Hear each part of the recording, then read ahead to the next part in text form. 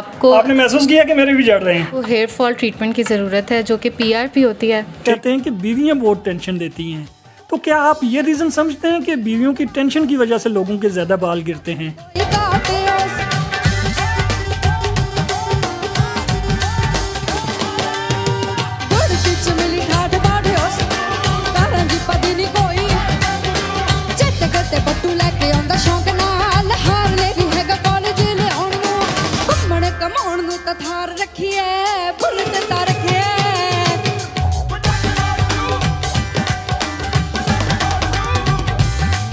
अस्सलाम वालेकुम, मैं सोना मेज़बान सईद बाट तुम तकने पे अपना चैनल कोटली की आवाज़। तो नाज़रीन तुम सियासत के बारे आगाह करने रहने हैं कि कोटली सियासत का दर्जा है और क्या है, तो कोटली क्या क्या होना पाया इस तो भी तुम की आगाह करने रहने हैं। लेकिन जियां जियां कोटली तरक्की करना पाया, कोटली जिद्दत अचनी पई, इयां नई नई टैक्नोलॉजी कोटली च इंटर होनी पई है, तो लोगों ही बड़ा इस तो रिलीफ लभना पाया। नाज़रीन तुम तक्या उसी कि अक्सर बंदे ने बाल टेई पे ने, तो बाल कियां टेने, कुछ लोग आने टेंशन की वजह तो टेई पे ने, कुछ आखने कि बीमारी होनी है बाल टेने नहीं उसकी वजह तो टेई पे ने। लेकिन हुण तुसां की फिक्रमंद होने की जरूरत नहीं, तो ना ही तुसां की इस्लामाबाद है लाहौर नसने भजने की जरूरत है। कि ना कि ये जदीद मशीनरी इतना कोटली च आई चुकी है, तो हुण तुसां ने बाल इत्थे लगी जाया करसन, तो तुसां ने जो गंजेपन की शर्मिंदगी है ना, इस तो हुण तुसां दी बचत होई जैसी है। इस नाल तुसां की नाज़रीन आगाह करने चला कि हमारे नाल सदफ शबीर मौजूद है, तो हमारी भांजी है, तो इसी रिपोर्टिंग करने का बड़ा शौक है, तो अज इसी नाल रखसा कि असां की चेक करसी है कि किस तरह असां रिपोर्टिंग करने हैं, तो नैक्सट कोई प्रोग्राम जड़ा फंक्शन हो सी उसी सदफ शबीर रिपोर्टिंग करसी है। तो वैसे तो अगर तुम पहाड़ी सदफ गल करी सकने हो ठीक है, अगर कंफर्टेबल ना फील करने पहाड़ी तो तुम उर्दू च भी गल करी सकने हो। दसो सारे नाजरीन की क्या आखने हो? जी नाजरीन, तो मैं हूँ सदफ शबीर और आप देख रहे हैं कोटली की आवाज़। तो मेरे मामू ने कहा मुझे रिपोर्टिंग का वाकई में बहुत शौक़ है और मैं चाहती हूँ कि मैं अपने मामू से रिपोर्टिंग को सीखूँ। तो आज हम फ्लैट में आए हुए हैं, तो मुझे लगता है मेरे मामू को भी थोड़ी बहुत ट्रीटमेंट की ज़रूरत है। नहीं, मेरे बाल तो फुल हैं। नहीं, आपका ज़रूरत है। अच्छा, तो नाज़रीन चलते हैं इजाज़ हेयर ट्रांसप्लांट के अंदर और दिखाते हैं कि आपको यहाँ पर किस तरह ट्रीट किया जाता है और किस तरह नए बाल लगाए जाते हैं।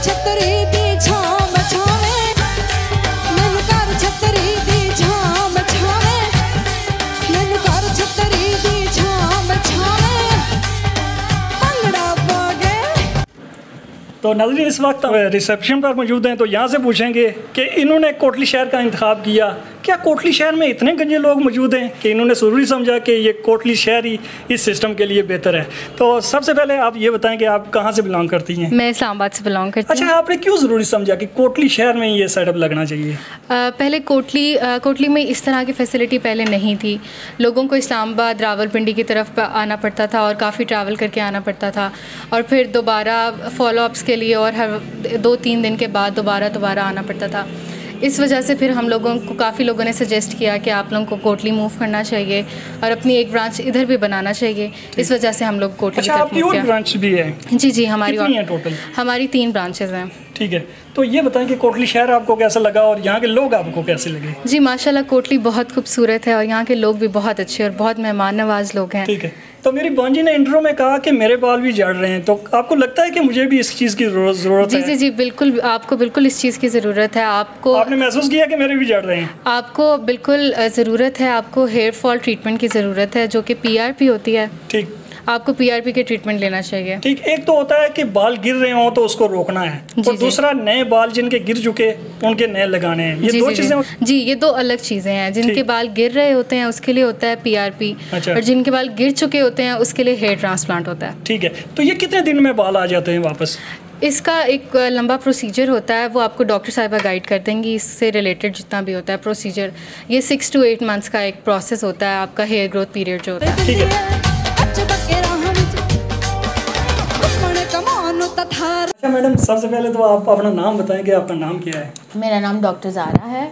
अच्छा, आप बाल लगाती हैं, हाँ जी। एक तो ये होता है कि मुझे बार भी मैडम ने बताया कि एक तो ये है कि लोगों के बाल झड़ना शुरू हो जाते हैं, तो उसको रोकने के लिए क्या कर सकती हैं आप? रोकने के लिए डिफरेंट प्रोसीजर होते हैं। उसमें सबसे इम्पॉर्टेंट जो चीज़ है वो होती है पीआरपी। पीआरपी क्या होती है? आपका ब्लड का प्लाज्मा लिया जाता है और उसके अंदर एक्टिवेटर यानी कि मेडिसिन को मिक्स करके आपके सर पे लगाया जाता है। ठीक है, उससे ये होता है कि आपके ना सिर्फ बाल गिरना बंद होते हैं बल्कि उनकी जड़ें बहुत ज़्यादा मजबूत होती हैं। लेकिन ये होता है कि अगर आपके बाल बिल्कुल नहीं हैं तो फिर वो ट्रांसप्लांट की तरफ जाएगा। अदरवाइज सिर्फ बालों को रोकना है तो हम पीआरपी करते हैं। अच्छा मैडम ये बताएं कि मैंने सुन रखा है कि टेंशन की वजह से बाल गिरते हैं, तो मैं ये भी समझता हूँ कि लोग अक्सर कहते हैं कि बीवियाँ बहुत टेंशन देती हैं, तो क्या आप ये रीज़न समझते हैं कि बीवियों की टेंशन की वजह से लोगों के ज़्यादा बाल गिरते हैं? नहीं, ऐसा नहीं होता। टेंशन वजह बन सकती है लेकिन मेन वजह जो है वो आपकी बीवी नहीं है, क्योंकि बीवियों के भी बाल गिरते होते हैं। ऐसी बात मैंने सुन रखा है कि बीवियां बहुत टेंशन देती हैं जिसकी वजह से टेंशन क्रिएट होती है, तो टेंशन सबसे ज़्यादा जो इफेक्ट करती है वो बालों पर करती है, तो इसलिए मैंने पूछा कि हो सकता है ये वजह भी हो सकती है बाल गिरने की। नहीं, ऐसा नहीं होता। टेंशन हो सकती है लेकिन बहुत कम चांसेस होते हैं। एक वजह ये होती है कि अगर आपकी रूटीन ठीक नहीं है, अगर आप एक नॉर्मल बात है कि ऑयल लगाते हैं और सारा दिन लगा के छोड़ देते हैं, इससे आपके बाल गिरते हैं। ठीक है, होता ये है कि जब आप ऑयल लगा के सारा दिन घूमते हैं तो आपकी डस्ट, धूल, मिट्टी आपके बालों में रह जाती है, जिसकी वजह से आपकी जड़ें कमज़ोर हो जाती हैं और बाल आपके गिरना शुरू हो जाते हैं। लेकिन ज़्यादातर लोग ये भी कहते हैं कि बालों को तेल लगाएं, सरसों का तेल बहुत मुफीद होता है बालों के लिए, तो पुराने ज़माने में तो यही चलता था। तो अब आप लोगों की पुराने ज़माने की तरह डाइट भी तो नहीं है, खाना पीना वैसा भी तो नहीं है, ऑर्गेनिक भी नहीं है, बिल्कुल भी नहीं है। क्योंकि रीज़न ये है, तेल लगाना मुफीद है आपके लिए, लेकिन तेल एक टाइम के लिए लगाना होता है। ये नहीं होता कि लगाएं और रात को सो जाएं और पूरा दिन गुजारें, ऐसे नहीं। 1 घंटा लगाएं उसके बाद काफ़ी होता है। अच्छा, वैसे तो आप बाल लगाती हैं, आपके बिजनेस को ये बात अफेक्ट करेगी, लेकिन ये बताएं कि कैसी बंदा अपने बालों को जैसे सेव कर सकता है? कौन सी ऐसी चीज़ें हैं जो खानी चाहिए जिससे बाल हमारे सेफ रह सकते हैं? देखिए, आप कर सकते हैं, मल्टीविटामिन्स ले सकते हैं। ज़रूरी नहीं है कि आपने ट्रांसप्लांट तक जाने के लिए ज़रूरी नहीं है कि आप इंतज़ार करें कि आपने बाल आप गिर रहे हैं तो आप पूरे गिरने का इंतज़ार करेंगे और ट्रांसप्लांट ही डायरेक्ट करवाएंगे। इससे बेहतर ये होता है खाना पीना अच्छा रखें, 3 टाइम खाएं भी सही, लेकिन मल्टीविटामिन्स लाजमी लें। मल्टीविटामिन्स जब आपकी बॉडी में कम हो जाते हैं, जैसे बायोटिन कम हो जाता है, बायोटिन आप बाहर से ले सकते हैं, मेडिसिन से ले सकते हैं। आप अपने डॉक्टर से कंसल्ट करें, वो आपको कुछ मेडिसिन लिख के देंगे, इनके कोई साइड इफ़ेक्ट्स नहीं होते।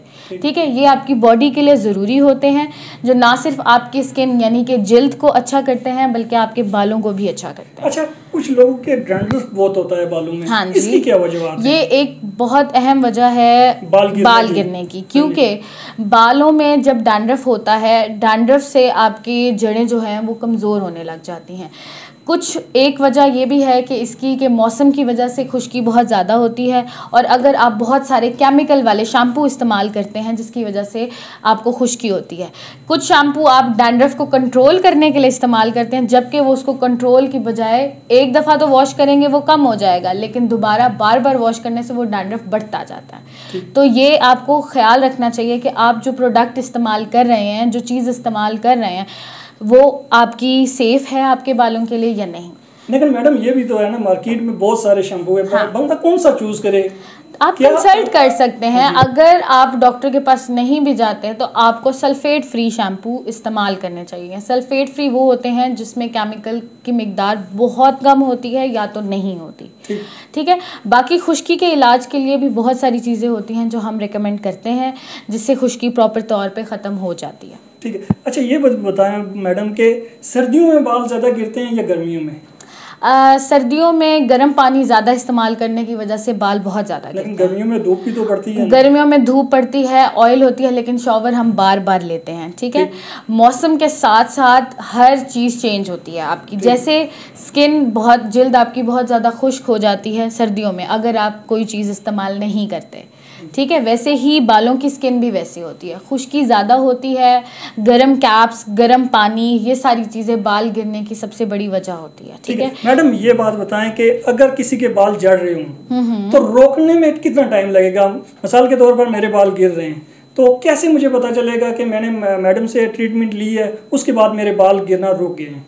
कितने दिन में पता चलेगा? अब जब अगर आप ट्रीटमेंट जो ले रहे हैं वो डिपेंड करता है उसके ऊपर। मतलब अगर आप पीआरपी ले रहे हैं, पीआरपी का एक सेशन से दूसरे सेशन तक का जो टाइम होता है वो कम से कम 15 से 25 दिन होते हैं। तो आपको एक सेशन में इतना पता चल जाता है कि अब आपके बाल कम गिरना शुरू हो गया। मतलब जब आप कॉम करते हैं यानी कि कंघा करते हैं बालों में, तो आपको फील होता है कि आपके बाल कब गिर रहे हैं। नहीं तो आप जैसे सो के उठते हैं तो आप अपने तकिए के ऊपर देख सकते हैं कि कितने बाल हैं। तो इससे महसूस होगा। सेकंड ये है कि जब आप सेकंड सेशन लेते हैं फिर आपको फील होता है कि आपका हेयर फॉल काफ़ी हद तक पूरा कंट्रोल हो गया। ठीक है। जब आप थर्ड सेशन लेते हैं, बेसिकली ये एक पूरा साइकिल होता है पीआरपी का जो आपने 3 लाजमी करवानी होती हैं। ठीक है। वो आपकी ना सिर्फ बालों की ग्रोथ को इम्प्रूव करती है, सबसे ज़्यादा इम्पॉर्टेंट वो बालों की लाइफ को एक्सटेंड कर देती है। स्पेशली उन लोगों के लिए जिनका हेयर फॉल स्टार्ट हो गया है, सेकंड स्टेज हेयर फॉल है या फर्स्ट स्टेज हेयर फॉल है, वो डिपेंड करता है उसके ऊपर। तो हम रिकमेंडेशंस जो होती हैं उसके अकॉर्डिंग देते हैं। ठीक है। और जो नए बाल लगाते हैं आप, वो कितने दिनों में आ जाते हैं? अच्छा, अब मैं आपको जो हेयर ट्रांसप्लांट है उसके बारे में सारी इन्फॉर्मेशन दे देती हूँ, क्योंकि बालों को बचाना एक और चीज़ है, ट्रांसप्लांट कराना एक और चीज़ है।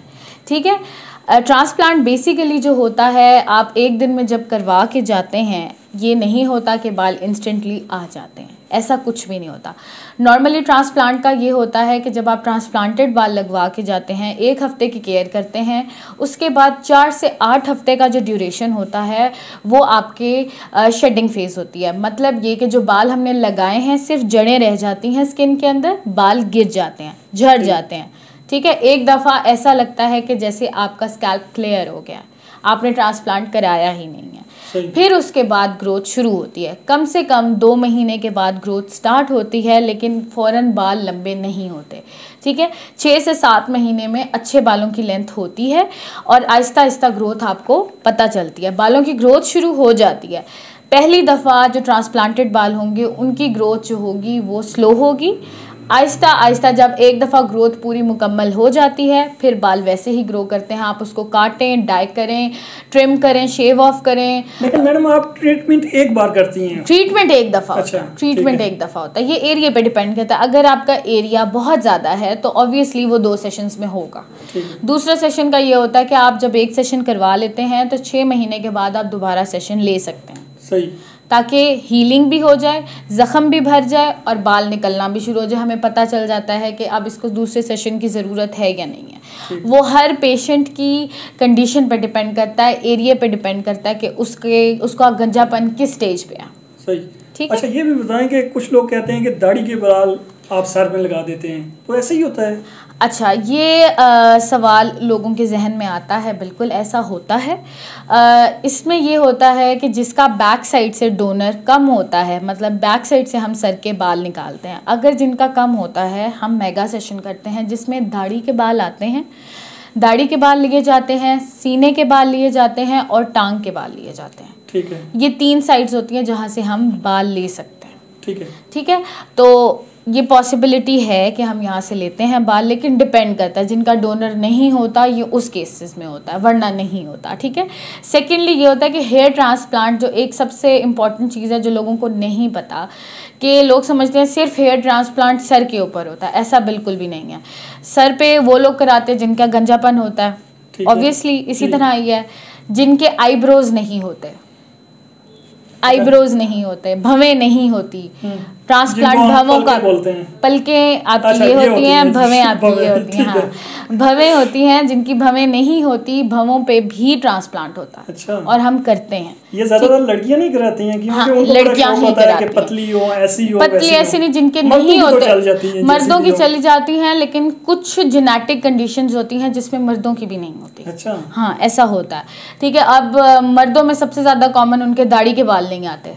अच्छा। तो पूरी की पूरी दाढ़ी भी लगाई जाती है। ठीक है, वो भी आप करते हैं? हाँ जी, वो भी हम करते हैं। बैक साइड से बाल निकाले जाते हैं और दाढ़ी पे लगाए जाते हैं, मूंछों पे भी लगाए जाते हैं, क्योंकि किसकी नहीं होती तो उसको हम मुस्ताश और बियर्ड ट्रांसप्लांट कहते हैं। ठीक है। ठीक है। आईब्रो, बियर्ड और मुस्ताश ट्रांसप्लांट ये हम भी करते हैं।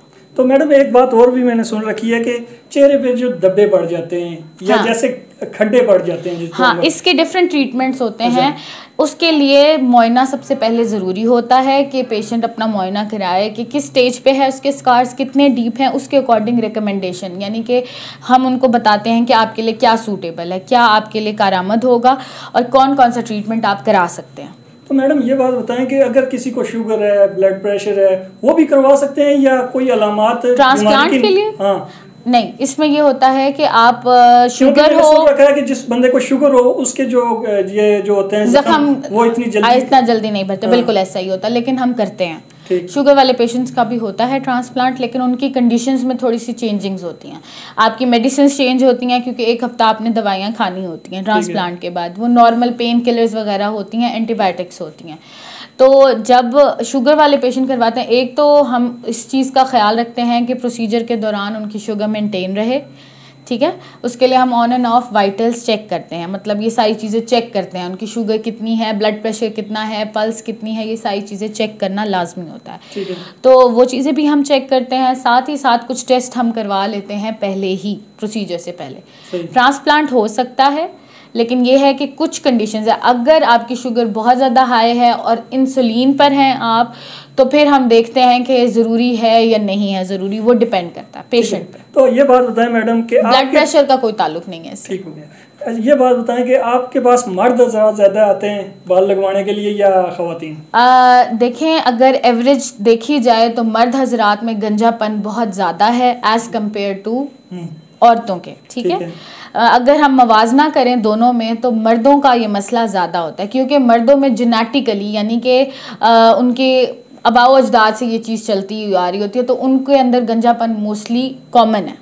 तो मर्द हजरात ज़्यादा आते हैं ट्रांसप्लांट के लिए, फीमेल्स आती हैं लेकिन कम। ठीक है। तो एक बात और भी बताएं कि चलो मर्द हजरात तो ज़्यादा आते हैं बाल लगवाने, लेकिन खूबसूरत लगने के लिए औरतें ज़्यादा जतन करती हैं, तो ये जो दाग धब्बे होते हैं इनके लिए औरतें ज़्यादा आती होंगी? हाँ, इसके लिए औरतें ज़्यादा आती हैं, लेकिन नहीं, ऐसा नहीं है, क्योंकि यहाँ का एक मसला ये है कि यहाँ लोग जो है ना, सबसे एक अहम बात जो है लोगों को बताना बहुत ज़रूरी है कि यहाँ केमिकल वाली क्रीमें बहुत ज़्यादा इस्तेमाल की जाती हैं, गोरा करने वाली क्रीमें बहुत ज़्यादा इस्तेमाल की जाती हैं। कई लड़कियों के देखा है कि उनकी जिल्द ना सिर्फ औरतें इस्तेमाल करती हैं बल्कि मर्द भी इस्तेमाल करते हैं। वो क्रीमें जो गोरा इंस्टेंटली, मतलब फ़ौरन कर देती हैं, वो आपकी स्किन के लिए कैंसर कॉजिंग होती हैं। लोग समझते हैं ट्रांसप्लांट से कैंसर होता है, ऐसा बिल्कुल नहीं है। ये जो क्रीमें इस्तेमाल कर रहे हैं, खुदारा अपनी जल्द को बचाएं और ऐसी क्रीमों से दूर रहें तो ज़्यादा बेहतर है। ठीक हो गया। तो आप अपनी लोकेशन दे दें और साथ में छोटा सा पैगाम जो हमारे नाजरीन है देखने वालों के लिए कि आपके पास ख़ास ये है। और ये एक सवाल लास्ट में रह गया कि आप चेकअप के पैसे लेती हैं या चेकअप से पहले ये जो होता है ना कि हम मशवरा लेने के लिए आते हैं, तो उसकी चार्जेस भी कुछ हैं या सिर्फ जब आप प्रोसेस शुरू करती हैं ट्रांसप्लांट का उस वक्त आपके चार्जेस शुरू होते हैं? जी बिल्कुल, हमारे कोई चार्जेस नहीं हैं, चेकअप मशवरे के कोई चार्जेस नहीं हैं। जिसने आके कोई चेकअप कराना है, मशवरा लेना है, या कुछ लोगों के लिए सिर्फ मेडिसिन ही लिख के देनी होती हैं, तो ये बिल्कुल मुफ्त है हमारी तरफ से। ये कोटली वालों के लिए और कश्मीर वालों के लिए सबसे इम्पॉर्टेंट चीज़ यही है कि हम उनको मुफ्त में मशवरा देते हैं। इसके कोई चार्जेस, कोई फ़ीस, कुछ भी नहीं होता, सिवाय जो वो ट्रीटमेंट कराते हैं, वो प्रोसीजर करवाते हैं, ट्रांसप्लांट कराएं या स्किन का कोई ट्रीटमेंट कराएंगे, उसके चार्जेस वो पे करेंगे। अदरवाइज़ उनके मशवरे के, आके चेकअप करवाने के और दिखाने के कोई भी चार्जेस नहीं होते। ठीक हो गया। तो लोकेशन का बता दें कि लोकेशन आपकी किधर है? हाँ जी, हमारी लोकेशन जो है बिल्कुल हाईवे के ऊपर, केडीए गेट के बिल्कुल सामने है, राजगान मोटर्स के बिल्कुल साथ, एजाज मेडिकल सेंटर के नाम से है। ठीक है, हो गया। Thank you madam. Thank you so much.